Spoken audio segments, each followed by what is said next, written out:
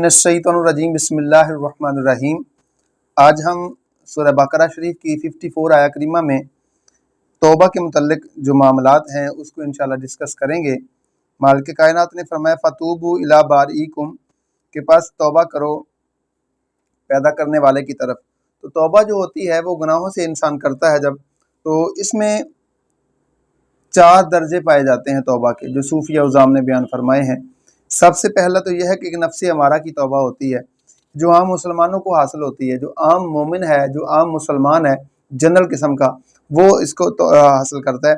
तो इसकी हकीकत यह है कि बुरी बातों से बचना, अच्छे काम करना, जो नमाजें फ़ौत हो गई हैं, रह गई हैं, कज़ा हो गई हैं, उनको अदा करना, जो रोज़े रह गए हैं उसको कज़ा करना, जो किसी को तंग किया है तो उससे माफ़ी तलब करना, जो गुनाह सरज़द हो गया है उससे इंसान मालिक की बारगाह में रुजू करे, तो मज़लूमों से माफ़ी मांग ले, जो भी अलगर्ज़ जो उसने गुनाह किया है उससे माफ़ी मांगना, उससे तौबा करना, ये नफ्स अमारा की तौबा है।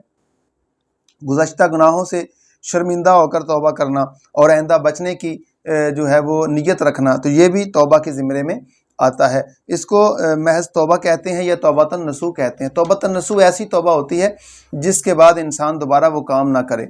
तो दूसरा दर्जा नफ्स लवामा की तौबा है। ये औलिया अल्लाह और मोमिनीन जो ख़ास किस्म के होते हैं उनको हासिल होती है। तो इसकी हकीकत जो है वो ये है कि तर्क दुनिया को तर्क करना, हक़ से गाफिल करने वाली हर वो चीज़ उससे बचना, और अखलाक की दुरुस्तगी करना, नफ्स की सफाई करना और उसकी मुखालफत करना, उसका नाम जो है वो इनाबत है। इससे नफ्स हमारा कल्ब मुनीब के दर्जा में आ जाता है। तो कुरान करीम में इसको इरशाद भी फरमाया गया है, जैसे कि वजा अब कल्ब मुनीब। तो तीसरा दर्जा जो है वो नफ्स मुल्हमा की तौबा का है।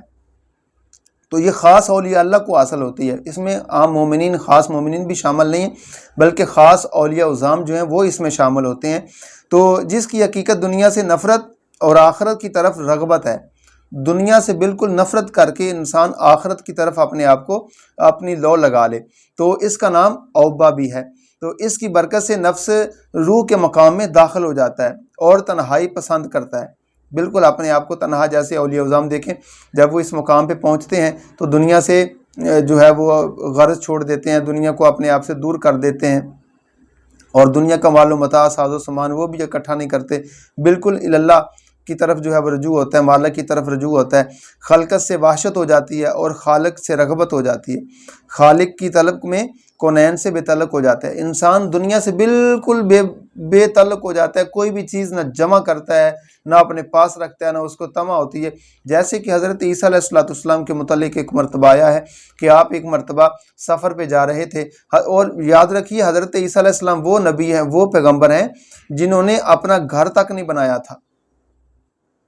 और एक मरतबा जो मैं अर्ज़ करने लगा, वो एक मरतबा जा रहे थे तो ईंट का सराहना लेकर जो है वो आप आराम फरमा हो गए, तो जिब्रील अमीन आए तो आके सलाम अर्ज़ किया और अर्ज़ किया है नबी अल्लाह, दुनिया में कब से आप जो है रग़बत हासिल करना शुरू कर दी है, दुनिया की कब से आपको तलब हो गई है, यानी कि सिर्फ़ एक ईंट आपने ली है, अदरवाइज़ और कोई नहीं, वो भी सिर्फ सोने के लिए, सार रखने के लिए, उसके बाद उसको छोड़ के चले जाना है। तो पता ये चला उनको दुनिया से बिल्कुल बेरग़बती हो जाती है, वो खालिक के हो जाते हैं।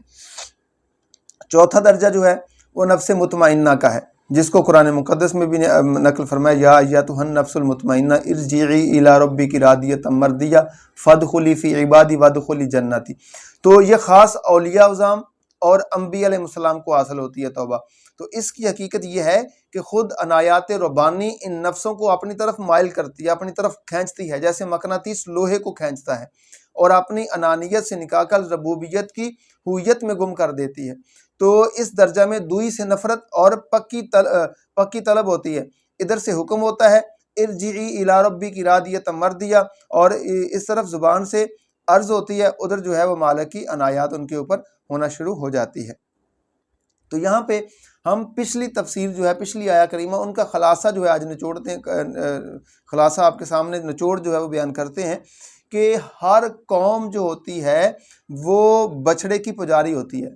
जो सूफिया उज़ाम की तफसीर में हम अर्ज़ कर रहे हैं कि जो चीज़, अब इसमें बछड़ा क्या, ये नहीं कि जैसे सांबरी ने बछड़ा बनाया था और मूसा अलैहिस्सलाम की कौम ने इबादत की थी। इस बछड़े से मुराद क्या है? इस बछड़े से मुराद वो चीज़ है ہر وہ چیز جو رب سے غافل کر دے وہ بچڑا ہے۔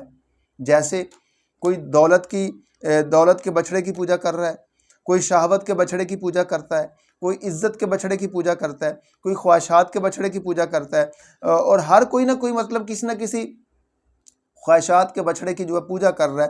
تو ہر مومن کا قلب جو ہے وہ مثل موسیٰ کے ہادی ہے۔ بنی اسرائیلی خواہشات سے پکار کر کہہ رہا ہے اس کا دل، یعنی کہ بنی اسرائیل کی جو خواہشات تھی اس کو ہم بچڑے سے جو ہے وہ تشبیہ دیں گے، اور قلب مومن کو موسیٰ علیہ السلام کے طرح ہادی جو ہے وہ اس سے تشبیہ دیں گے۔ تو پکار کے کہہ رہے تم نے اس بچڑے کی پوجا کر کے اپنے آپ پر ظلم کر لیا ہے، اب تم ما سوا یعنی کہ اللہ کے سوا ہر چیز کو چھوڑ کر توجہ اللہ سے جو ہے متوجہ اللہ ہو جاؤ، اور اپنے نفس امارہ کو قتل کر ڈالو، اللہ کی مدد مانگو۔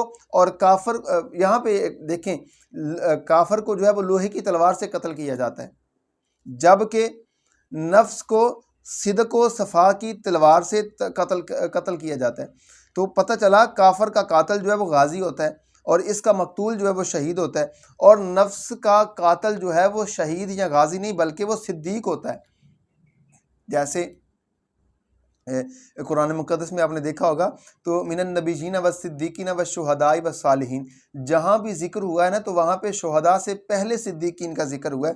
یقیناً صدیق کا درجہ جو ہے وہ غازی اور شہید سے زیادہ ہے، اس لیے قرآن کریم نے بھی صدیقین کو شہداء سے پہلے بیان فرمایا ہے کہ نبی کریم صلی اللہ علیہ وسلم نے جہاد جو ہے کفار کو جہاد اصغر کہا ہے، اور جہاد نفس نہنجار کو جہاد اکبر سے تشبیہ دی ہے، کیونکہ وہ مجاہد تو ایک بار جو ہے وہ قتل ہوگا، ایک بار شہید ہو کر مصیبتوں سے بچ جائے گا اور اس کے سارے اعمال جو ہیں وہ بھی ختم ہو جائیں گے۔